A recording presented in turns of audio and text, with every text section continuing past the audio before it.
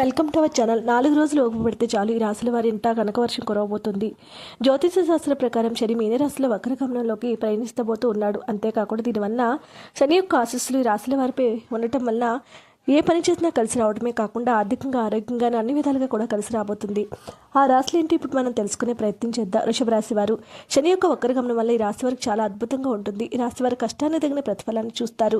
అంతేకాకుండా మంచి ఉద్యోగం సంపాదించుకుంటారు. కొత్త ఉద్యోగ అవకాశాలు లభిస్తాయి. ఎవరైతే రియల్ ఎస్టేట్ వ్యాపారం చేస్తున్నారో వారు ఎక్కువ లాభాలను అందుకుంటారు. అన్నింట ఫలితాలు కలుగుతాయి. మీనరాశి వారికి చాలా మంచి సమయము. చాలా ఆనందంగా ఉంటారు. చాలా రోజుల నుంచి మంచి ఉద్యోగం కోసం ఎదురు చూస్తున్న వారికి త్వరలోనే ఒక మంచి జాబ్ వస్తుంది. వృత్తి వ్యాపారంలో కలిసి వస్తుంది. చాలా ఆనందంగా ఉంటారు.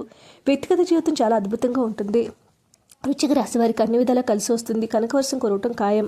పనులు చాలా త్వరగా పూర్తి చేస్తారు. కుటుంబ సమస్యలు ఉంటే అవన్నీ త్వరగా తీరిపోతాయి.